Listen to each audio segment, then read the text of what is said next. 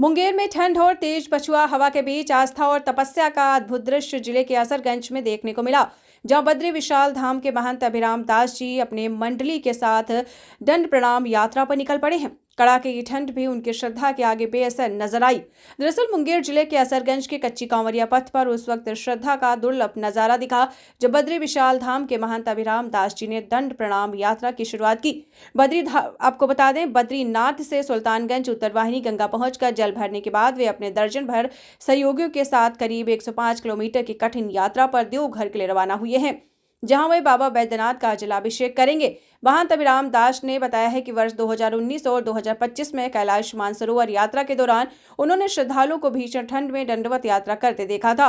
उसी अनुभव से प्रेरित होकर उन्होंने संकल्प लिया। उन्होंने कहा कि दंड प्रणाम यात्रा केवल मार्ग तय करने का माध्यम नहीं है, बल्कि पूरे अष्टांग शरीर को भगवान को समर्पित कर भक्ति में लीन होने की साधना है। हिमालय क्षेत्र में -20 से 25 डिग्री तापमान में रहने के अभ्यस्त महंत जी के लिए ये यात्रा तप और आस्था का संगम है। यात्रा के दौरान उन्होंने गौ संरक्षण का संदेश भी दिया। उन्होंने कहा कि हर घर में एक गाय जरूर होनी चाहिए और सड़कों पर भटक रही गौ माताओं के लिए चारे की समुचित व्यवस्था होनी चाहिए। साथ ही उन्होंने गौ माता को राष्ट्रीय माता घोषित किए जाने की कामना भी जताई। महंत अभिराम दास जी ने बताया है कि वे बद्री विशाल केदारनाथ धाम क्षेत्र में साधना कर रहे हैं। सावन माह में उनके सानिध्य में शिव सेवा भक्ति मंडल ट्रस्ट मऊ द्वारा विभिन्न स्थानों पर शिविरों का आयोजन किया जाता है। कुल मिलाकर ये यात्रा न सिर्फ आस्था और तपस्या की मिसाल है, बल्कि प्रशासन के लिए व्यवस्थाओं और बेहतर करने का संदेश दे रही है। हाँ बाबा, कहाँ से हैं आप?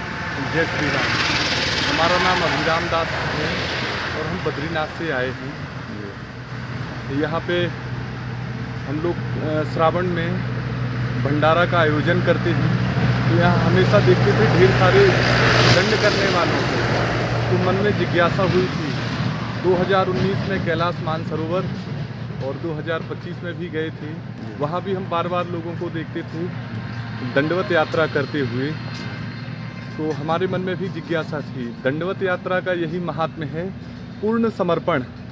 पूरे 8 अंग हम भूमि पर समर्पित करके भगवान को स्वयं को अर्पित कर देते हैं, इसे ही हम दंडवत कहते हैं। और दंडवत करते हुए अर्थात पूर्ण समर्पण ईश्वर के सामने करते हुए हम बाबा बैद्यनाथ धाम तक सभी लोग पहुँचेंगे। और ये आनंद है, माघ का महीना है, ठंडक है, बड़ा आनंद है। और ठंड में भी बाबा कोई परेशानी नहीं है? नहीं, ठंड में कोई परेशानी नहीं है। वैसे मैं तो हिमालय में ही रहता हूँ, -20 -25 डिग्री टेम्परेचर में, लेकिन अच्छा है, बहुत अच्छा है। ये लोग हैं, इन्हें देखें, ये हैं, इनसे आप पूछ सकते हैं कि ठंड में कैसा है। इनका शरीर तो यहीं का है, मिथिला का, लेकिन आनंद है खूब। बाबा की कृपा है, और शिव जब कृपा करते हैं तो शव होकर भी हम शिव तक पहुंच जाते हैं। और अभी तो प्राण वायु है। और बाबा कुछ संदेश देना चाहेंगे? कोई संदेश नहीं, बस ये है, सब हम गाय माता के लिए एक संदेश सबको जरूर देना चाहेंगे। हर एक लोग अपने घर में एक गाय की सेवा जरूर करें। और हमारे आसपास जो गाय हैं कचरा खा रही हैं, हमें उनके भूसा की, चारा की व्यवस्था करनी है। गाय को पॉलीथिन नहीं खाना देना है, और गाय माता हमारी राष्ट्र गौ माता हो जाए तो बड़ी कृपा है सरकार से भी। जय श्री राम।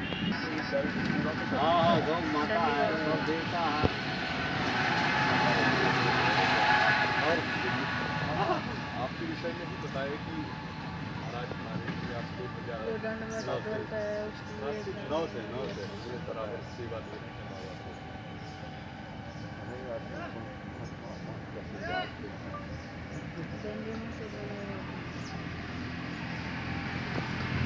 अब दंड आगे तक